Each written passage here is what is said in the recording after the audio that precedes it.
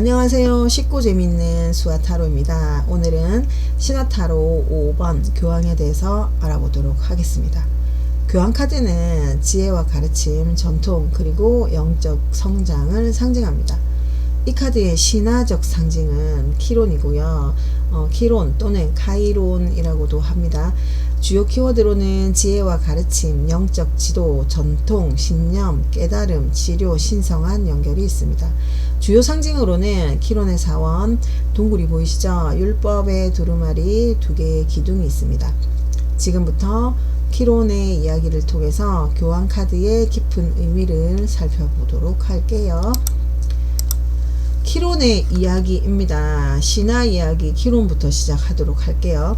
키론은 옛날 그 신들이 세상을 다스리던 시절 신과 인간 사이에 존재했던 켄타우로스족이 있었어요.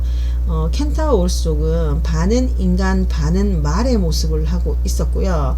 되게 좀 거칠고 난폭한 존재들이었어요. 그런데 그들 중에서도 유일하게 온화하고 지혜로운 켄타우로스가 있었습니다. 그의 이름이 키론, 카이론이라고 하는데요.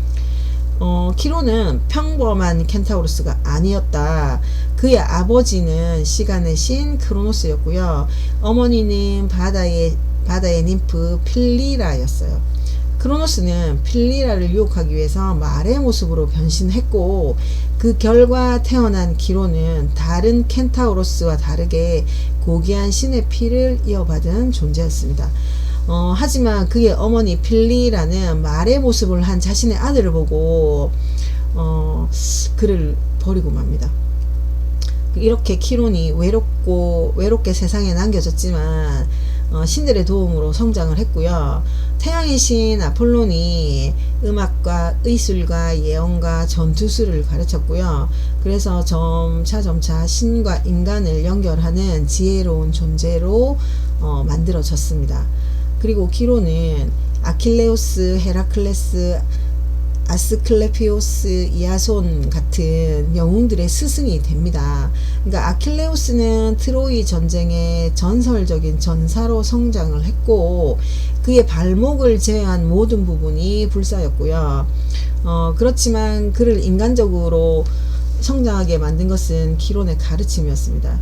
헤라클레스도 무적의 영웅이지만 키론에게 지혜와 절제를 배우면서 성장을 했고요. 아스클레피오스도 의술을 배웠어요. 그리고 그 후에 신들마저 감탄할 정도로 의술의 신이 되었습니다. 이아손, 황금 양털을 찾아 나선 아르고호의 선장입니다. 리더십과 전략을 키론에게 배웠고, 단순한 전사나 마법사가 아니었던 거죠, 키론은. 그래서 그는 영웅들이 스스로를 발견하고 자신의 길을 찾아주는 그 길을 도와주는 멘토였다라고 볼 수 있어요.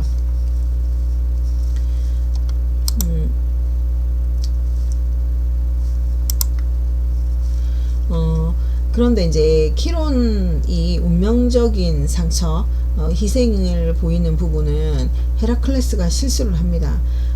그래서 키론의 제자 그 헤라클레스가 켄타우로스들과 전투 중에 독화살을 쏘았거든요. 그래서 그 화살이 키론의 몸을 관통을 한 거죠. 근데 그 화살은 히드라의 도구로 만들어져 있었기 때문에 그 어떤 치유법으로도 고칠 수 없는 치명적 상처가 된 거예요. 그러나 키론은 신의 피를 이어받아서 불사의 존재였잖아요. 그래서 죽을 수도 없었어요. 그래서 그는 끝없는 고통 속에서 살아가는 운명을 맞이해야 했는데, 그때 키론은 영원한 상처를 지닌 채 삶과 고통, 죽음의 의미를 깊이 깨닫게 됩니다. 그때 신들의 법을 어긴 프로메테우스가 제우스에게 벌을 받고 있었어요. 프로메테우스는 인간들에게 신의 불을 훔쳐준 죄로 매일 독수리에게 간이 쪼여지는 형벌을 받고 있었거든요. 그런데 그 모습을 본 키론이 자신의 불멸성을 포기하고 프로메테우스를 대신해서 죽음을 선택합니다. 그래서 그 순간 이제 제우스는 그의 희생을 기리면서 그를 하늘의 별자리, 사수자리로 만들어서 영원히 기억하게 합니다.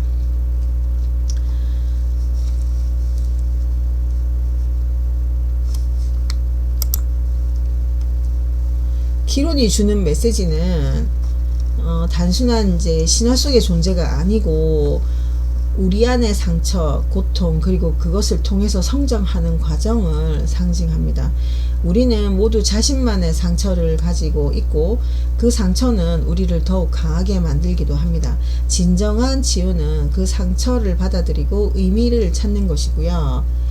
키론처럼 자신의 경험을 통해서 타인을 돕고 깨달음을 얻을 수 있다는 메시지를 줍니다. 교환카드의 상징과 의미에 대해서 한번 알아볼게요. 교환카드에 잘 보시면 이 카드에는 가슴과 팔, 머리는 사람이고요. 몸은 말인 켄타우로스가 그려져 있죠. 그의 갈색 머리와 수염이 있고 자비롭고 성숙한 얼굴이 보입니다. 그래서 그것을 보면 사제 또는 스승이다 라는 걸 알 수 있고요. 왼손에는 지혜가 담긴 두루마리가 지어져 있고요. 오른손으로는 축복을 의미하는 그 사인을 만들어 보이고 있습니다. 양측면에 돌 기둥이 있고요. 그 뒤로는 그의 집이자 사원인 바위 동굴이 보입니다. 둥근 천장에 난 구멍에서 빛이 흘러내려와서 왕관을 쓴 머리 위를 비추고 있습니다. 키론의 사원 동굴은요, 인공적으로 만든 것이 아닌 자연적으로 만든 예배 장소입니다. 그리고 영적인 가르침은 오직 일상의 물질적 삶에 적용될 때 그 가치를 발휘하는 거고요. 그래서 이 키론의 사원은 영적 깨달음과 배움의 공간을 상징하는 거죠. 그래서 세상의 진리를 탐구하고 내면의 성장과 영적 가르침을 받는 과정을 나타내는 거고요. 키론의 왼손에 들고 있는 게 율법의 두루마리거든요. 이 율법의 두루마리는 계시를 통해서 신성의 의지를 전하는 성문의 말씀이다 라고 합니다. 그래서 전통과 가르침을 상징하고요.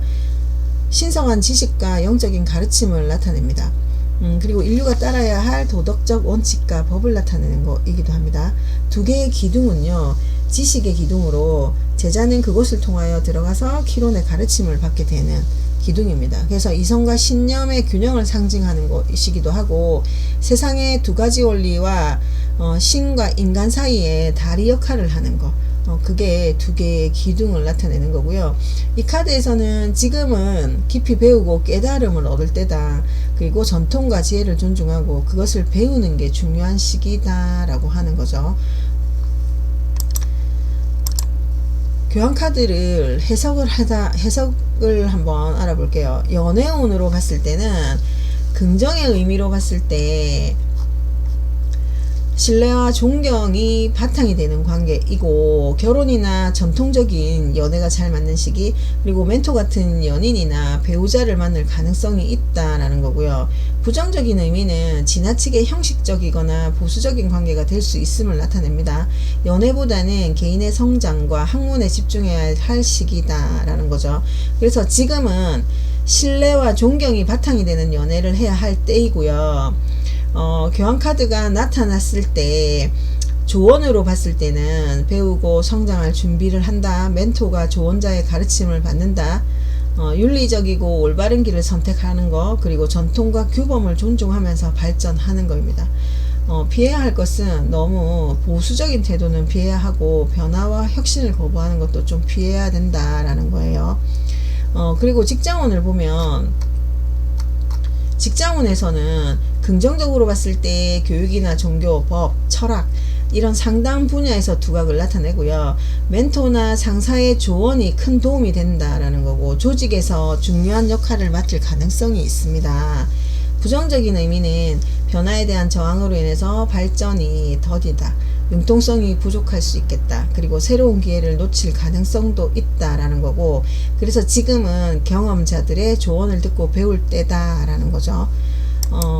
재물운을 보면, 재물운은 긍정으로 봤을 때는 정직한 방법으로 돈을 벌면 재물이 증가한다라는 거고요. 학문, 종교, 교육 관련 사업에서는 성공할 수 있겠다. 누군가의 조언을 듣는 것이 도움이 된다라는 거예요. 그래서 이제 우리가 교환카드의 결론을 보게 되면, 교환카드는 지혜와 가르침, 전통이 있다. 그리고 지금은 멘토나 조언자의 가르침을 받아야 할 때이다.